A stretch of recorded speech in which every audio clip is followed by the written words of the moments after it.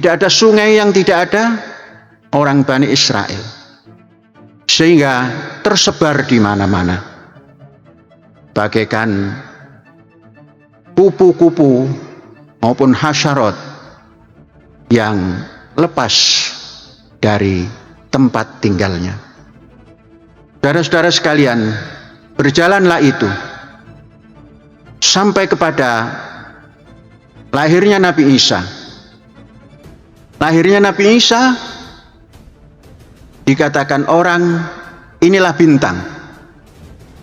Nabi Isa lahir yang ditunggu-tunggu, namun juga terbunuh dalam perjalanan dakwahnya.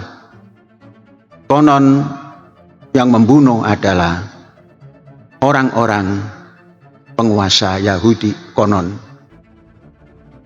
Saudara sekalian, padahal Nabi Isa itu sendiri adalah orang yang memegang Sefer Musa, yang memegang Taurat Musa, yang memegang Ten Commandment, yang juga menganut ajaran Yudaisme. Itu kalau kita baca sejarah. Saudara sekalian, tersebarlah Bani Israel kemana-mana setelah Nabi Isa wafat. Kemudian itu kita namakan fase pertama, yakni fase Abraham dan Daud sampai Isa alaihissalam. Fase pertama ribuan tahun. Dalam ribuan tahun itu Bani Israel mengalami kekejaman-kekejaman yang diberikan oleh orang-orang atau penguasa-penguasa yang menginvasi negaranya, Kanaan atau Yerusalem. Baru gelombang kedua, gelombang Kristen. Kristen mulai wujud nama Kristen itu baru 300 tahun setelah wafatnya Nabi Isa. Keluarnya juga dari Yunani atau Romawi. Dan lambang-lambang salib mulai dikenalkan sehingga Kristen identik dengan salib. Tatkala masa ujung daripada kenabian Nabi Isa, tidak ada simbol-simbol Kristen seperti itu. Dan sampai dengan 500 tahun lebih kekuasaan itu tampil dan Kristen mulai masuk ke barat dan tidak ke tempatnya, bukan di tempatnya lagi, meninggalkan tempatnya itu. Saudara-saudara, dalam situasi seperti itu, barat ataupun Rom digulingkan oleh Parsi. Ketika itulah tahun 600-an lahir seorang tokoh untuk mengisi periode ketiga. Itulah Muhammad yang kemudian disebut Rasulullah, yang bercerita bahwa Rom telah dikalahkan oleh Parsi dan beberapa tahun kemudian Muslim akan bergembira karena akan bisa menyebarkan agamanya. Saudara-saudara, periode Islam ini sangat panjang. Sangat panjang. Kalau Yudaisme itu dihitung dari 300 tahun, maka dia punya kekuatan masa kurang lebih 400 tahun. Kemudian Kristen kurang lebih 500-700 tahun. Periode Islam inilah yang sangat panjang.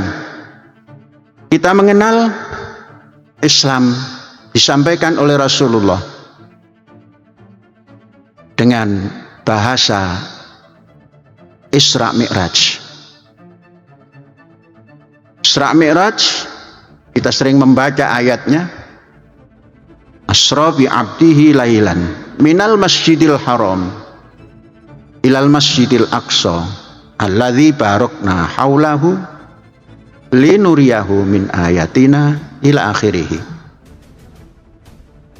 Ayat ini menunjukkan bahwa dari zaman Daud, Sulaiman sampai kepada Isa dan kepada Muhammad meletakkan Baitul Muqaddis atau Baitul Maqdis atau Masjid Al-Aqsa itu menjadi tempat para anbiya Allah.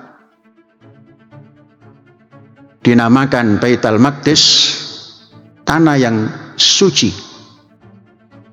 Saudara-saudara, di dunia ini tanah suci hanya Baitul Maqdis. Kalau kita masuk ke Makkah, itu Mukarramah. Masuk Madinah, Al-Munawwarah. Maka bangsa Indonesia dengan luhurnya mengadopsi semua istilah itu.